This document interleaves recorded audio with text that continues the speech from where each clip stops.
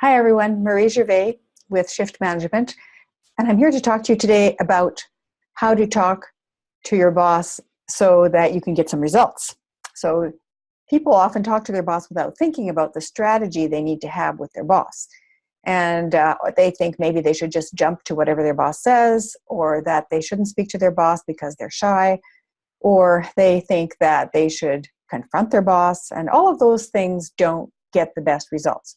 So I'm going to give you three stories, and those three stories, those three stories will illustrate a situation where the boss looks terrible because the boss's behavior is not at their best.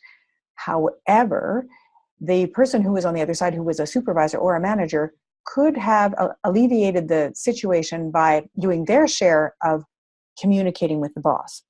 I'm going to explain a little bit about each story, and then talk about how things could have been different if the person would have responded differently. So the first story is my story. When I first started out, I was like 21 years old, and I was given this job where I had to train supervisors for a camp, for children's camp, a summer camp. And there were like 50 kids in the camp, and there were 7 people I had to train, and there were all the parents to deal with. And I was young, and it was a new situation, and I was kind of nervous about the whole thing. But it was still something that, I felt that I could do, and I was glad that I had the job. And the theme was pioneers, and one of the stations that I had to train people for was a soap making station. So the person who was making the soap had to work with lye, which is a dangerous substance. If it's combined with the wrong things, it can cause some issues. And so, but I just, said that's one of the stations, and I quickly went through it, and I told everyone, you go here, you go here, you go here. And the one who was working on the soap looked very nervous about doing it, but I didn't pay attention because all the kids were coming in, the parents were asking questions, and I just wasn't present, right? I noticed that she felt nervous. I didn't do anything about it. And she was so nervous when she was doing the soap making experiment that she put lye into an aluminum pot instead of the plastic bowl she was supposed to put it into, which created toxic smoke, and it filled the building in seconds. We had to evacuate everybody, and kids were sick for days afterwards. People could have died. It was a really serious, dangerous incident. That's the first story. Second story is when I was doing some training, leadership training for a company, and one of the supervisors said to me, my boss is always giving me these unreasonable requests at crazy times. And last week he said to me, well, we need this new safety policy because we've had these incidents happen, and it was Friday at 4:00, and he said, I want this policy and the implementation plan all ready on Monday. Well, that was kind of like a big surprise to her, and she didn't know what to do. So she just said, yes, and then panicked all weekend because she wasn't sure how she was supposed to do that. The third story is a story about a guy who was also in a managerial position, middle management position, and he came up with a spreadsheet that would help to track some rework problems that they were having so they could get to the bottom of where the issue was. And at a management meeting, he then decided what he would do was present the spreadsheet to everybody. After the meeting, his boss called him into his office and ripped the spreadsheet up in front of him and said to him, I don't need a stupid spreadsheet. Here's a notebook. Follow my example, and threw this notebook at him. And so, of course, that's rude, and that's something you can say, well, that boss doesn't know what he's doing. But you know what? The other guy also had a role to play in it. So I'm going to look at that.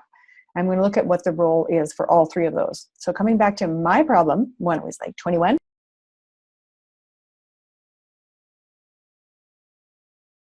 if my facilitator would have said to me, I don't feel safe doing this. This is dangerous. I would have paid attention. So if there is a danger or an issue and you need somebody to pay attention to that, someone in authority pay attention to that, do not hide it and say, well, it's not my duty. They should figure it out.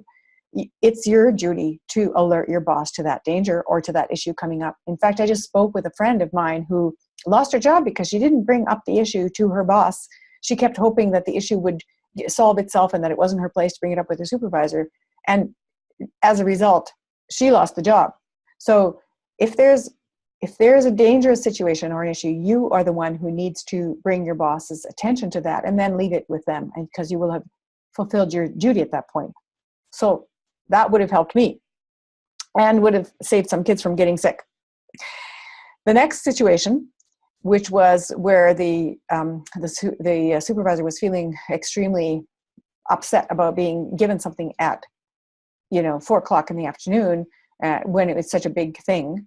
So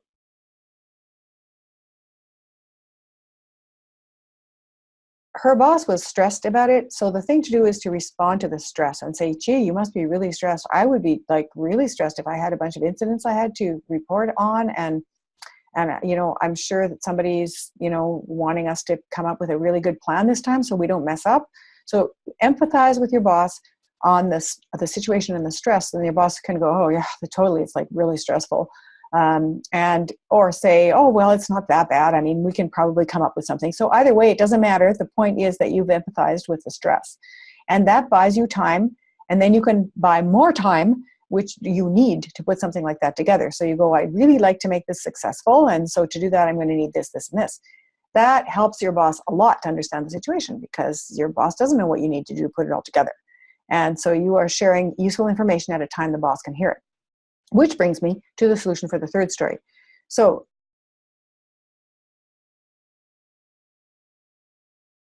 the guy who came up with the spreadsheet, it was a brilliant idea and it was really good, but his timing and the way he presented it didn't work with his particular boss. So obviously his boss was insecure. Otherwise he wouldn't be doing something as rude as ripping up a spreadsheet and undermining his middle management like that. But that's the point, is that the employee could have warmed his boss up. Knowing his boss is insecure, he could have warmed his boss up to the situation by coming in and saying, we have this rework problem and I'm wondering if you could give me some advice on it, or what's your take on the situation. So he puts his boss in a position of being knowledgeable and not as in a position of feeling incompetent. And then he could say, eventually in the conversation, he can say, I think the spreadsheet might work, but I think there might be a few problems with it. Do you have suggestions to improve it? So then his boss again gets asked for his knowledge, his experience, his authority. And then you might even suggest, would you like to present this? Or do you think it would be appropriate to present something like this to the other managers at an upcoming meeting? And often the boss will say, oh, no, why don't you present it? It's good. You do it. You understand it best. Or maybe the boss will say, oh yeah, I'll present it, right? And say it's his idea. The thing is, you want the solution to be taken care of. And that's the whole point. So if you warmed up your boss to the idea and the idea gets used, that's the point, whether you get credit for it or not. And your boss is more likely to be receptive and favorably receptive the next time you have a proposal to make. So the mistake that particular supervisor did during the manager's meeting was he presented something that was a surprise to an insecure boss at a time when the boss felt he was losing face in front of everybody else. So you want to avoid that. You want your boss not to lose face, and you want to make sure your timing is right. Okay, recap. 3 things to remember. First thing is that if it's a situation of danger or upcoming issue that is serious, you need to alert your boss to that. You have to. And do that in such a way that the boss understands that this is something you feel unsafe with. Second thing is if it's a situation where you feel the boss is making an unreasonable request and you sense your boss is stressed about something, empathize with the boss first to make sure that de-escalates the stress, and then find a way to buy time to deal with the problem effectively rather than immediately. And third, if you're in a situation where you sense that your boss is not going to be receptive to your idea, it would be a good idea to warm the boss up to the idea gradually, insisting on where the boss could give input and show knowledge and authority and experience, so you don't cause your boss to lose face. So those are 3 things you can do to get results when you are talking to your boss. And as a way to close off, I'm hoping you will join our Savvy Supervisors Facebook group, a place for people to talk about their leadership challenges and to share results that they've got so we can learn from each other. And we really hope you will join our 5-day challenge to better communication with your boss. It starts February 6th, and it's coming up soon, and we'd like to have 100 people sign up for the challenge. That's the goal. So please sign up for it and tell your friends. Anyone who's interested in learning to communicate better, is aspiring to a leadership position or is in one newly or in one for a long time, anyone can benefit from this 5-day challenge. So go to the Facebook page, Savvy Supervisors, ask to join, and then sign up for the challenge, and you'll find out what it is when you get on. It's fun, it's easy, and there's lots of great prizes involved. So talk to you soon. Bye.